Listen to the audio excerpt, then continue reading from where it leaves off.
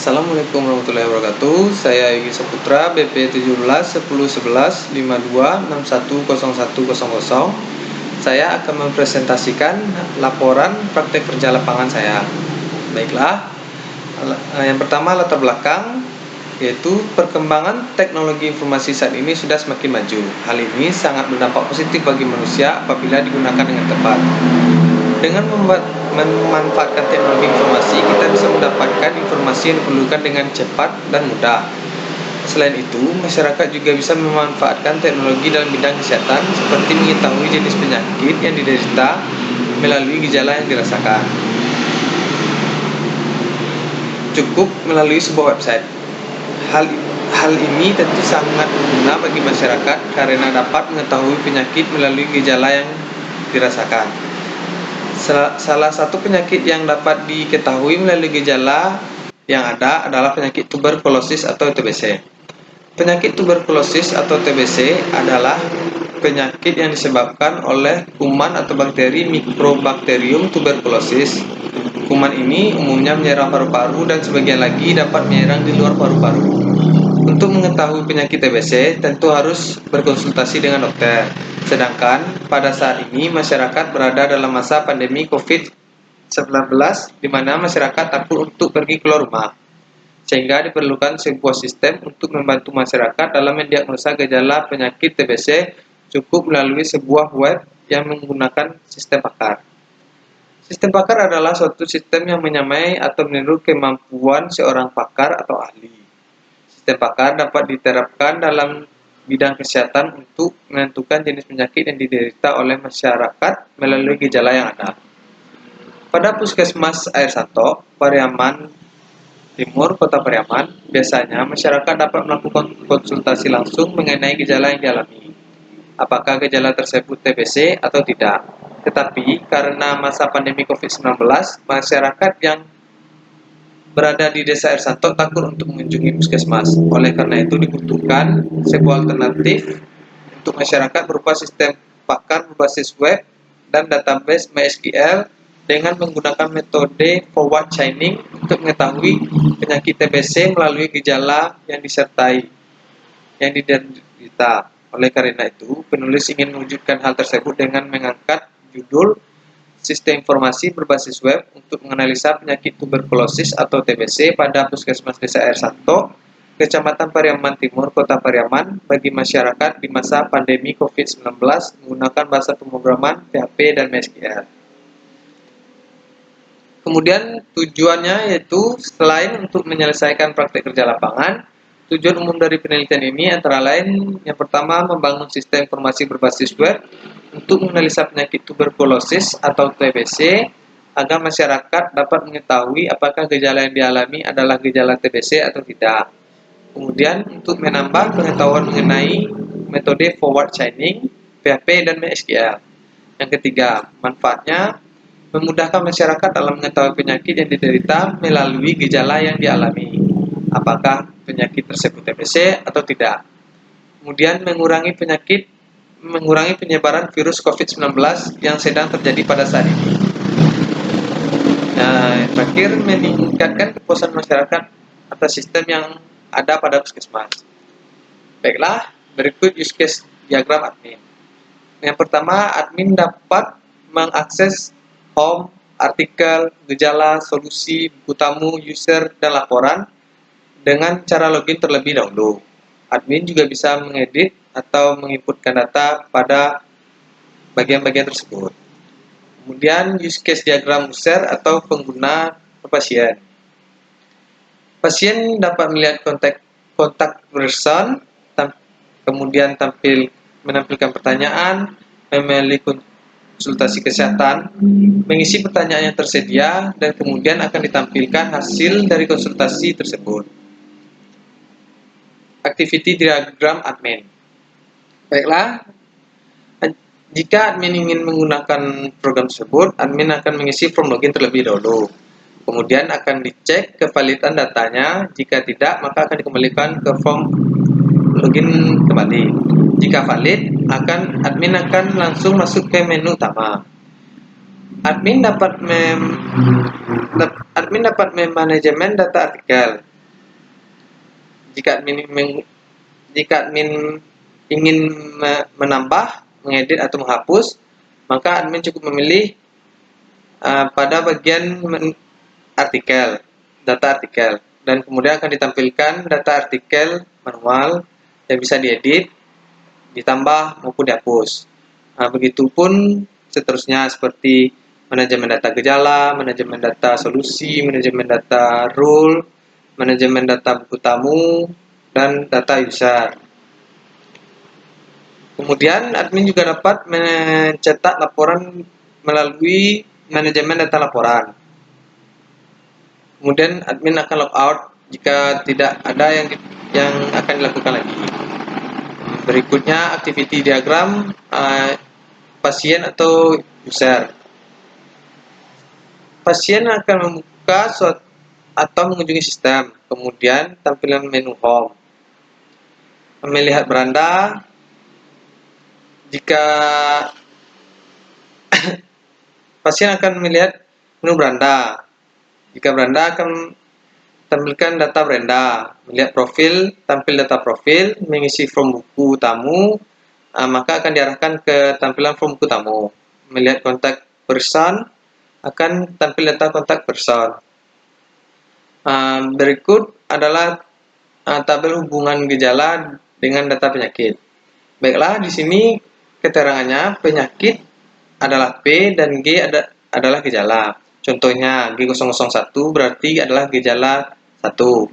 Seperti yang telah ada, gejala 1 batuk kronis dan P001 bernilai 1, P002 bernilai 1, P003 bernilai X, dan P004 bernilai X.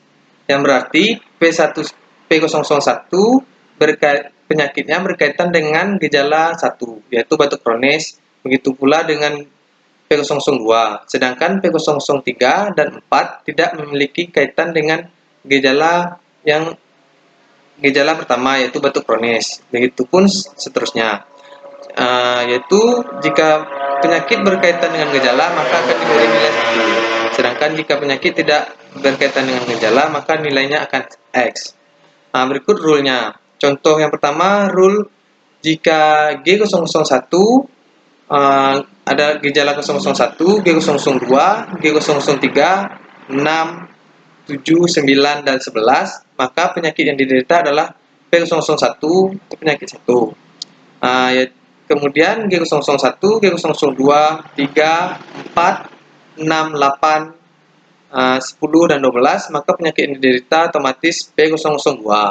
Jika gejala G014, maka penyakit P003, dan G005, G009, dan G012, maka penyakit yang diderita adalah penyakit 004. Analisa pengambilan kesimpulan penyakit. Kode gejala, misalnya pertanyaan pertama, pertanyaan G001. Jika dijawab ya, kode penyakit yang terdeteksi yaitu penyakit P001 dan 2. Penelusuran berlanjut dan pertanyaan berikut akan keluar, yaitu G002. Jika G002 ya, jawaban pertanyaan ya dan jawabannya ya, maka kode penyakit yang terdeteksi adalah penyakit 001 dan 2. Penelusuran masih berlanjut karena belum bisa memastikan penyakit yang diderita. Kemudian gejala 003 akan muncul pertanyaan lagi. Jika dijawab ya, maka masih berlanjut penelusurannya ya, karena masih ada 2 penyakit yang dalam kemungkinan tersebut. Jika dijawab gejala 004 adalah tidak, maka penelusuran selesai karena hanya ada 1 penyakit yang terdeteksi, yaitu penyakit P001. Baiklah, saya akan memperlihatkan contoh programnya.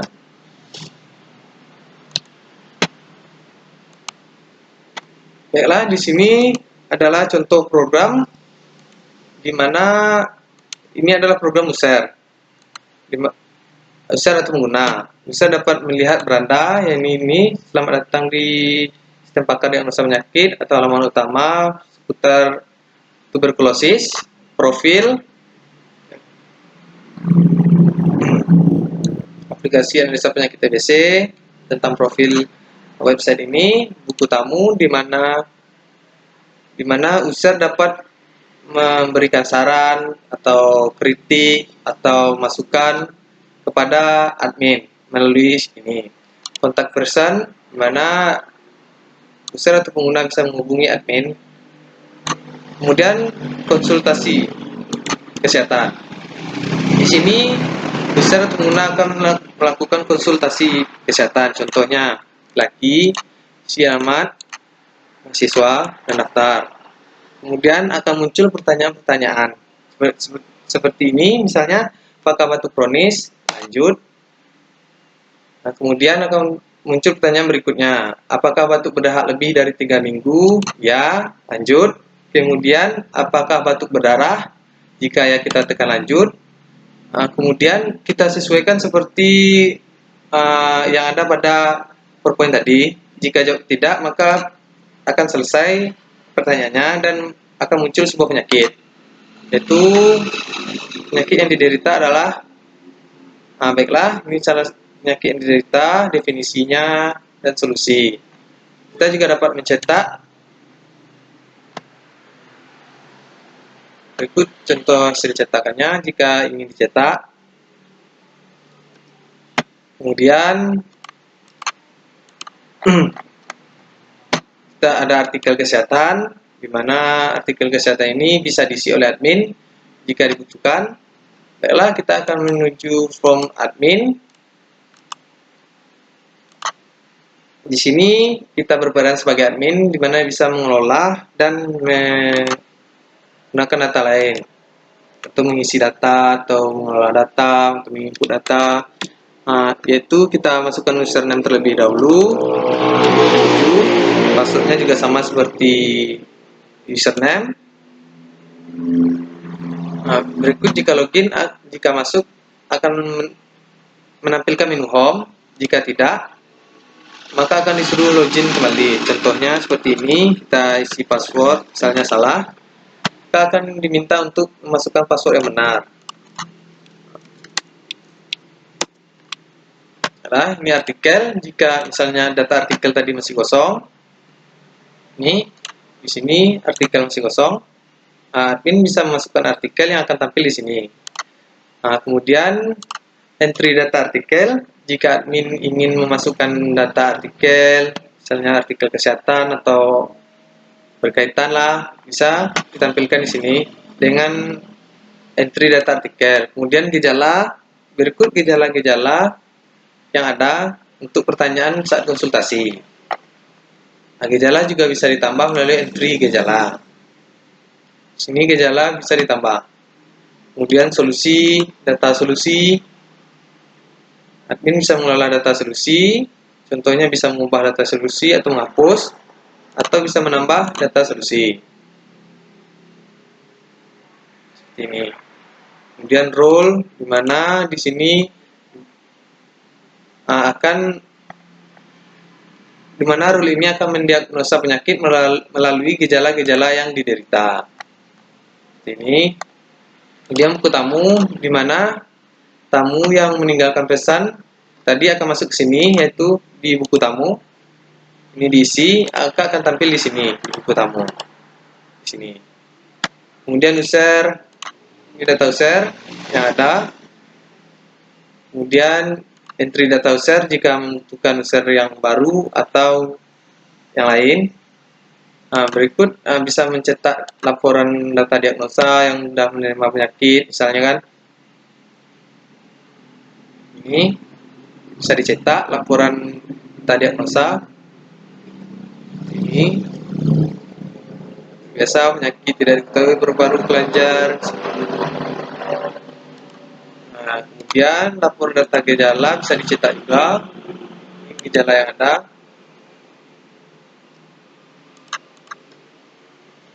Bisa dicetak.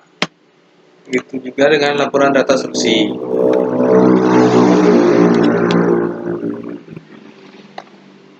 Data, penyakit, dan solusi. Baiklah. Kemudian logout jika sudah tidak ada yang dikerjakan lagi. Di admin, di bagian admin ini kita juga bisa langsung buka sistem pakarnya melalui klik yang di sini. Kita akan tampil halaman awal sistem pakar untuk diagnosa penyakit. Baiklah, sekian hasil laporan praktik kerja lapangan saya. Jika ada salah atau kekurangan, mohon maaf. Assalamualaikum warahmatullahi wabarakatuh.